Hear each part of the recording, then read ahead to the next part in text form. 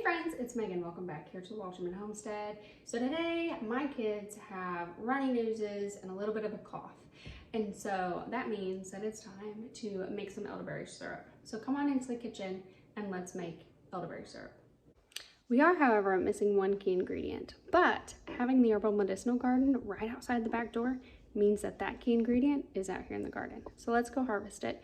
And then while we're out there, we'll harvest some mint and some lemon balm as well. That way the kids can have some tea to help open up some of the yuckiness going on and break up some of that congestion.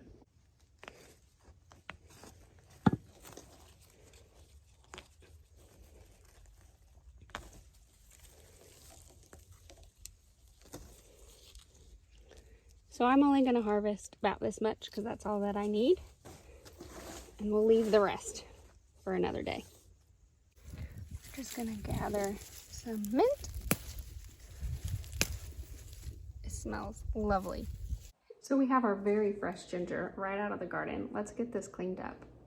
So the elderberry and the cloves that we are going to be using, I will leave linked down in the description. You can go find them on our Amazon storefront. We are using Star West Botanicals herbs. So the beauty about elderberry syrup is that you can change it up and make it versatile and add different ingredients. So I'm going to add 4 cups of water. I'm going to go ahead and put it on medium heat. I'm going to add 2 tablespoons of cloves. But you could add things such as rose hips. I have a beautiful friend, Mimsy, from Mimsy's Garden or Annie's Garden, and she adds colloidal silver to hers, which there is a video on our channel all about colloidal silver. Elderberry.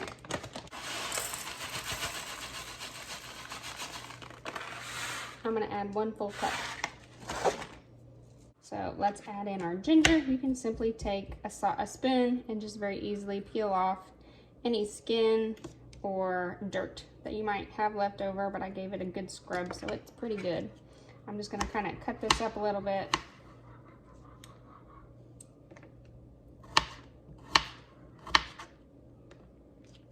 It smells so good. Ginger is one of those superpower foods whenever you don't feel well. We're gonna drop them in our stock pot as well.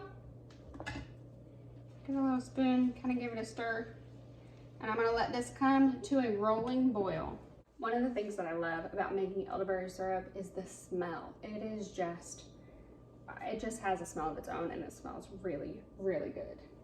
So I'm gonna let this come to a rolling boil. I'm gonna watch it for a few minutes, and then I'm gonna turn it down on low and put a lid on it and let it simmer for 45 minutes. So you can add things to your elderberry syrup, like I said, colloidal silver, rose hips, turmeric. I added ginger, cinnamon. You can add so many different things that are really good at boosting your immune system and high in antibacterial properties or microbial properties. I was over here washing this and I just thought, might as well add some mint, peppermint to our elderberry syrup because it is really good for you too, and it helps open up everything. It's mint. So I'm gonna break it up a little bit, kind of bruise it up, and throw it in this pot. So this smells so delicious with this elderberry that's in here and these mint leaves. Oh, and that clove. So I'm gonna let this roll at a rolling boil for probably like 5 minutes, and then I'm gonna put this lid on here. Our elderberry has simmered for 45 minutes. I went ahead and I turned the stove off and I let it set for another 10 minutes. And now it is time to lift the lid and strain it. So I just have like a big mesh strainer and a medium-sized bowl. Evelyn is now awake. She was asleep earlier. So we're just gonna strain this. And I just keep commenting on the smell. Oh, it smells so good. The amazing things that herbals are good for. One of those is aroma.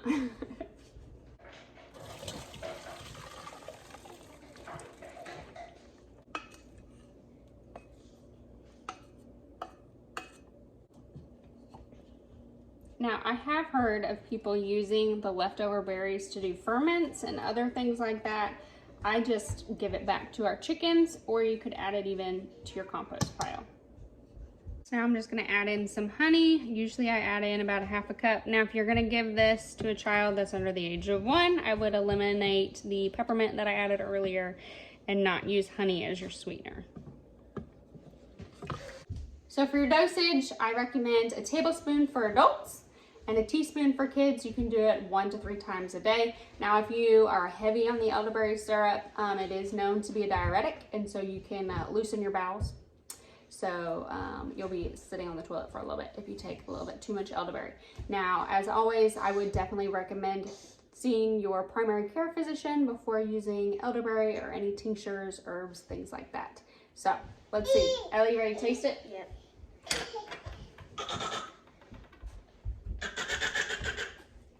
Good? I have some too. Drop it in the sink. Easton, I got you. Come here, my love. Try it. Okay, Ellie said it's warm. It's hot. What do you think? Tastes good? And it's so delicious. Yes, it is. The last step that you will need to do is pour your elderberry syrup in an airtight container. This is an old glass juice container, and just simply store it in the fridge and use it as needed. You can also store it in the freezer for up to 6 months. So you can find this recipe with some extra little bits down in the description below to a blog post that I wrote. And you can learn more about elderberry and learn how you too can grow your own elderberry and harvest it yourself. So I just want to say thanks for joining today here at the Wolterman Homestead. Take care and God bless.